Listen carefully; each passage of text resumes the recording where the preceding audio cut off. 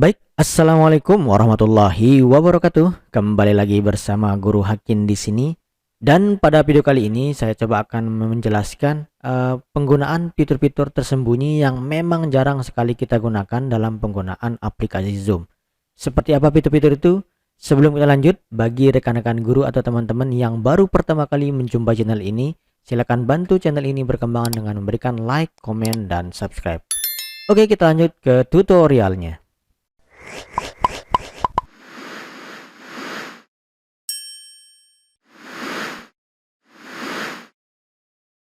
Baik, fitur zoom yang saya akan jelaskan di sini memang yang jarang sekali saya lihat menggunakan fitur ini ya. Padahal baik di Zoom Basic maupun yang berlisensi itu punya fitur ini ya. Kebetulan di sini saya menggunakan Zoom yang basic ya. Ini keterangannya masih yang basic. Cuma fiturnya tetap ada ya, meskipun dia basic ya. Cuma mungkin terkendalanya cuma waktu aja kalau yang basic ya. Nah, seperti apa fiturnya? Saya akan coba buka apa namanya? Saya akan coba buka meeting ini. Salah satu meeting yang saya buat. Nah, kemudian saya coba akan login menggunakan salah satu akun yang lain. Saya akan login menggunakan salah satu sebagai partisipan juga.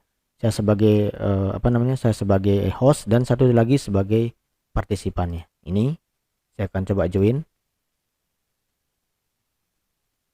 Kemudian kita tunggu bergabung dulu biar nanti terlihat dari apa namanya? Ada yang sebagai host dan ada yang sebagai partisipan ya, biar nanti terlihat di apa namanya di zoomnya. Nah, ini sebelah kanan ini adalah partisipan Bang Hakin. Kalau yang sebelah kiri ini adalah ini sebagai host ya, ini sebagai host.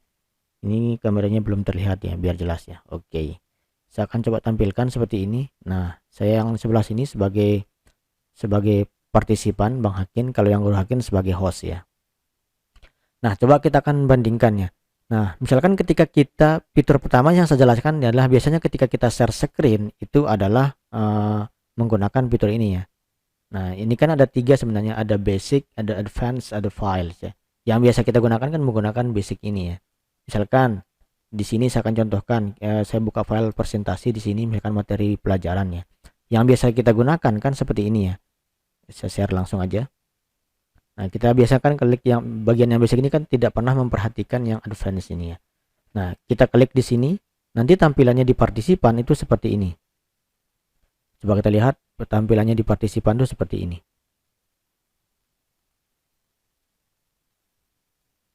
Oke, saya geser ke kiri aja biar kelihatan ini. Tampilan di partisipan seperti ini. Jadi ini ada hostnya, ini ada materi atau slide presentasinya. Jadi sebenarnya kita bisa menggunakan teknik yang berbeda yang lebih keren ya, yang lebih unik dibandingkan dengan cara yang biasa ini. Caranya seperti apa? Mungkin ada di antara kita yang memang belum tahu ya teknik ini. Mudah-mudahan ini bisa membantu ya. Ya, saya stop screen dulu. Caranya adalah kita coba share screen.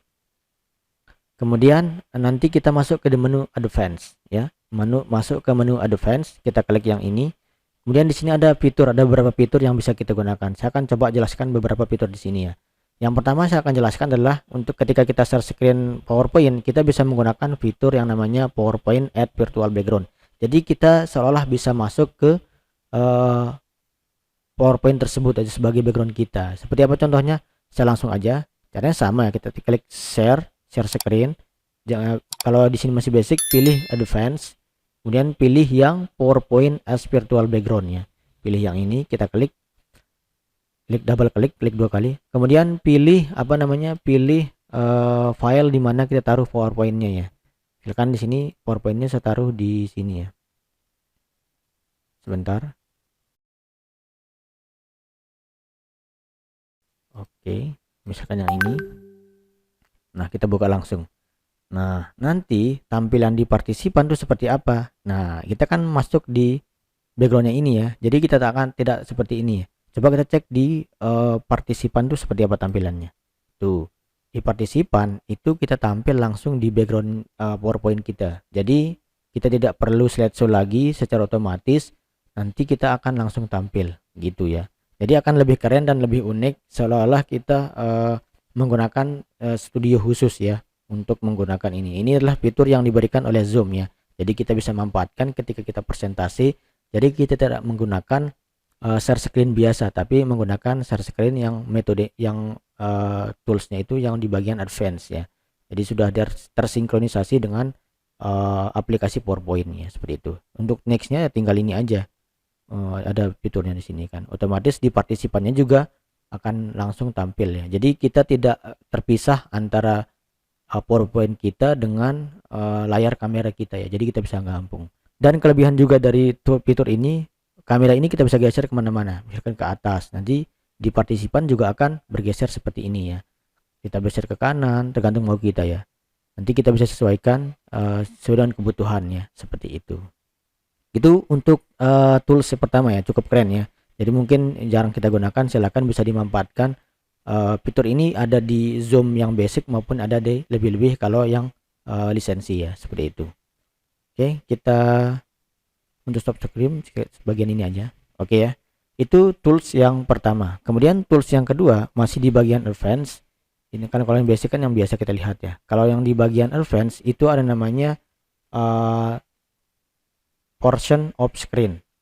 Fungsinya apa portion of screen ini? Fungsinya adalah untuk menampilkan semua aktivitas yang ada di komputer kita. Ketika kita buka file yang lain itu akan terlihat ya oleh partisipannya. Sebagai contoh, saya akan coba gunakan portion of screen ini, klik. Nah, ini kita bisa potong-potong. Bisa coba akan tampilkan ini sebentar. Saya coba akan tampilkan ini untuk partisipannya yang ini ya. Partisipan ini kan kelihatan juga ya. Apapun aktivitas kita yang ada di komputer kita klik-klik itu akan terlihat di partisipan. Ini kan partisipannya. Ini juga kita bisa tentukan area mana aja yang kita bisa tampilkan. Misalkan area ini aja, misalkan area slide-nya saja. Ini kita bisa tentukan. Ini kita bisa potong, juga bisa naikkan. Nah, jadi di partisipan yang terlihat hanya area ini saja gitu kan. Kalau kita ingin kita geser, tinggal kita geser kemana ingin kita tampilkan. Tapi hati-hati ketika kita ingin membuka file lain, otomatis akan terlihat di partisipan juga. Gitu. Misalkan di sini saya buka file lain, misalkan saya buka browser, otomatis di partisipan itu juga akan terlihat file yang kita pilih mana yang kita tampilkan. Gitu. Gitu ya. Jadi ini kalau fitur ini mungkin fungsinya adalah untuk menentukan screen mana yang kita ingin tampilkan dengan catatan apa yang aktivitas di screen itu akan terlihat oleh partisipan. Ya, itu fitur yang kedua dari fitur advance ya. Kemudian fitur ketiga yang saya coba akan jelaskan adalah fitur di bagian advance, fitur ke video ya. Mungkin kalau audio saya tidak akan jelaskan karena fungsinya hanya untuk nge-share audio saja ya. Nah, fitur video ini sebenarnya sama dengan fitur share screen biasa. Cuma yang membedakan adalah ketika kita ingin menampilkan video di Zoom kita, tentunya kan cara kita biasanya kan seperti ini ya. Awalnya kita buka kita buka file video. Misalkan sebagai contoh, saya di sini kan coba buka file video di sini. Nah, tunggu sebentar, kita buka dulu. Ini kita stop dulu. Nah, kemudian setelah itu kita kembali ke Zoom. Kita biasakan share screen.